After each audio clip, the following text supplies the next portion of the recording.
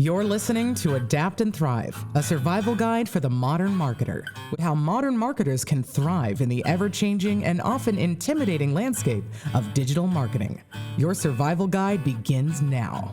Alrighty, welcome to Adapt and Thrive Part 2. This is our second episode of diving into the L7 marketing machine. In part 1, we discussed our proprietary process and how the L7 marketing machine came to be. Tom, you talked about all things L7 marketing machine. Quick summary? I did. A quick summary. Marketing machine. It's a way for, how would you describe it? It's a way for brands to distill down really their foundation in which they can then build up their marketing budget. It kind of breaks everything down to build everything back up again. Yeah, and it's a process, right? It's where they're going to get an actionable marketing plan, which virtually most marketing directors don't have. And it's a way to reposition the company or the brand or the product, right? Yeah. So it's a process, and we've been perfecting it for 17 years, right? Mm-hmm. So, we're going to dive right into the blueprint phase. We touched on this briefly in part 1, so if you haven't listened to that, go ahead and check that out. But let's dive right into the blueprint phase. This is kind of one of the more fun, creative phases, but break down the beginning stages of it. Well, in the very first stages, it's involves research, our research independently of what the company has done, but it also involves a survey from the key stakeholders. And it's a 5-section survey, about 44 to 48. There's some customization in it, but generally it's pretty standard from one brand to the next. We get those submissions back. We blend those with our research data, and we compile all of the answers, and we put together a workshop. We get consensus on all 48 survey questions from typically 4, 5, 7 stakeholders in the company. And a lot of times what we find is companies are very aligned on certain sections, and other ones they're very misaligned. Mm-hmm. So we try and bring everybody together. Well, before the brand workshop, kind of back to that research and question portion, really kind of one of the big key takeaways at the end is defining the brand's positioning statement and their key kind of value proposition there. So why are those series of questions so important for both the client and the agency? Well, most companies, most brands are so busy cranking out new initiatives and trying to hit goals, and they don't realize how special they are. They don't realize how special their product, their brand, or their service is. And the positioning can really pull that out, so it can uniquely set them apart from their competitors. And then us as their agency, we can market them as a unique, either a unique product or service or overall overarching brand. And until we get down to that unique positioning, oftentimes our clients hasn't seen the value there, in what makes them unique. Mm-hmm. And we can pull that out and really market that in position, because people care about brands. They care about where they're spending their money, and there's so many choices out there in the marketplace today that you really need a unique positioning, I think, to cut through. Mm-hmm. Well, and I think marketers are trained and just hardwired to pay attention to the details. And one of my favorite sayings, I think I heard you say this once, Tom, is sometimes we just get too close to the trees to see the forest. And I feel like the brand blueprint phase asks you really detailed questions, and also ask you fun, more abstract questions like if your brand was a car, which car brand would you be? If you were a celebrity, if the brand was a celebrity, which celebrity would you embody? Yeah. And it gets, I think, teams to kind of pull out of the nitty gritty and kind of think a little bit more holistic and abstract about everything. Those are like, I frame those as kind of like bridge questions or teaser questions. They get down to the real nitty gritty. Like, how do you want your primary target customer to feel about you, your brand? What's important to your brand? Why should anybody care about your brand? But today, you have to, your positioning as a brand has to be unique and special in that you bring something to humanity. You bring something to the world. And if you don't, oftentimes you're gonna get looked over for a competitive brand. If you don't make people feel that your brand is special and that they're proud to buy and show off your brand, then you're really losing, I think, something potentially that you can leverage and really work to your advantage to compete effectively. And it really is about competition these days. It used to be, as we say, 3 or 4 competitors in any one category. Now there's 30 or 40, and that's not an exaggeration. We've gone through the assessment. We have the valuable data on your company. We then enter into the brand workshop. So Tom, kind of describe this next part of this phase, the brand workship. Well, it's a lot of work. It's an all day, roll your sleeves up, yes, work through lunch. It's usually you and me or a team, 2 folks, somebody facilitating the other person. When our client has gotten a consensus, we're documenting that consensus, because if, let's say there's 5 stakeholders and it says, how do you want your brand to be perceived by employees? And we get 5 completely unique answers that are really not even closely related. We need to drill down on that and document that and move on. And we get that consensus before we get to crafting, the key deliverables, crafting a new positioning statement about for the company. It can really be lively. I've got clients who really try and argue their points and or debate their points, I think is a better way to put it.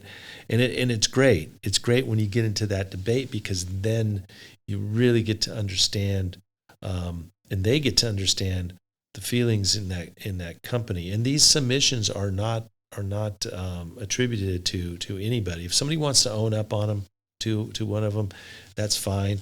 But these submissions are sometimes out of left field, and sometimes left field's a good place to start. And we've seen some really cool things come out of these workshops. So kind of to backtrack a little and just set the stage. So as a brand, you're entering into the blueprint phase. First things first, you're going to receive the set of questions. You're going to answer those questions. Key stakeholders in the company are going to answer those questions. And then we pull all of those questions and responses together, and we dive into the workshop. With our research, we yes. got to pull in research to really to help us formulate the one singular truth for each of those 48 submissions. And a lot of it's just common sense marketing or marketing 101, but a lot of it is driven by research and what is happening in the marketplace. And then it's also the vision of that CEO typically, or a team, a C-level executives, or the marketer might have the brand vision, but brand's only one of the 5 sections. So, when we get into brand, that marketer, that director has a vision, that vision needs to be heard. So on that note, how many stakeholders, what's the ideal number of stakeholders to answer those questions and to be a participant in the workshop? Or maybe what's too many, how many are too many? Well, yeah, I think that's a better way to come at it, because, the ideal number is to have the key influencers in the organization, but really not have more than 8 at the max, 7, 8. I'd really like more closer to 6. Otherwise, it turns into a 2-day workshop or a day and a half, because you try and get 8 passionate people to really land on a consensus. It's not easy, and each question, each submission can take much more time. So I tell you, the ones that aren't super productive. One time I had a nonprofit with 17 quote unquote stakeholders in the room, and it was interesting. It was very interesting. Okay, so let's talk about on that note, kind of what with during these workshops with key stakeholders, what type of topics are brought up? What kind of stories do you have from some of the workshops? Give us the juice. Well, a lot of time, everybody's very respectful. That's something that you see in companies that really want to drive forward, but you do see passion involved as well. And so, when you're talking about, let's say revenue goals or a product roadmap, you can get some real lively discussions about we shouldn't do this or we shouldn't do that. And we try and navigate those, and we really need to hit this number. Well, let's back into that number. Is it possible? And folks speak up, and then we kind of reverse engineer it. And sometimes we find out, it's definitely possible. A lot of times we find out it's not possible unless we make some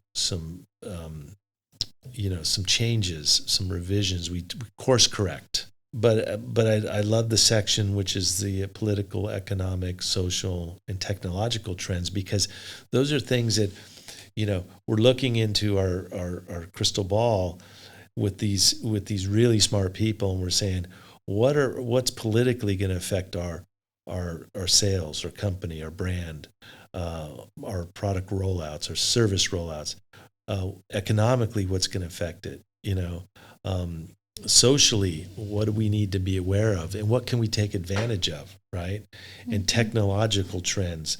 And so sometimes things come out of there that you never knew. Somebody was just had an idea, and they said, if we did this, from a technological standpoint, we could really get outflank some of our competition. So we've had some very lively discussions there.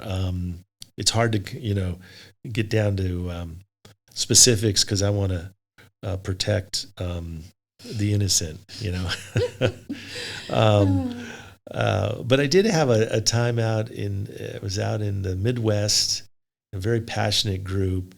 They really wanted, and they really had an amazing product. And when it got to the point of how do you see your brand? What if your brand was a car, what would it be? And the one guy is saying it's a Toyota truck, and the other guy I think was saying, I can't remember, maybe a Lexus SUV. And when they wanted to take it outside, and I said, hold on, let's get down. And we finally came to a consensus that they're, and we moved on, and it was fun. And at the end of the day, we went out and had beers, and they laughed about it. So, there's some, when you get passionate people in business and you want to see that, you get some great discussions and really some great ideas and concepts and just the minds working to pull this company forward. So the workshop has some unintended benefits. It really pulls them together as a team. Unbelievable concepts and ideas and strategies come out of it. and it's all documented. And then and we move on to the next phase, which really is putting all these things into play. And that's where the magic happens. Well, let's talk about it. So the next phase, so what kind of, once everybody's lined, which by the way, I've been in a number of these workshops, and my favorite part are the lively discussions and the passionate discussions and the let's take it outside mindsets, because it really shows a layer of passion and just excitement about the brand and the company and the products. And so it's always really exciting to see that. And it always ends the right way, and everybody's happy. And everybody gets to feel heard, which is important, especially key stakeholders. So, right. But moving on to the outcome of the workshop, right? Let's talk about the actual brand blueprint now. Well, a deliverable is, it's a beautiful canvassed 4 foot by 6 foot shadow box framed piece that I've had CEOs order multiple ones, and it's an infographic of the brand in the brand colors. It's beautiful, and it really lists in this infographic. It really spells out the key decisions that were made in this workshop. And these are timeless decisions. These are nothing is going to, they're very broad based, so nothing will be changed or revised in the foreseeable future. And so when you put that out front, you hang it, in the lunchroom, in the marketing director's office, in the CEO's office, it's a constant reminder to keep them on course. It's it's their true north. It tells that team where they're going, and actually gives them more information. How are we going to get there? What are our goals? What's important to us? How do we want to communicate our brand? Why are we better than our 27 other competitors?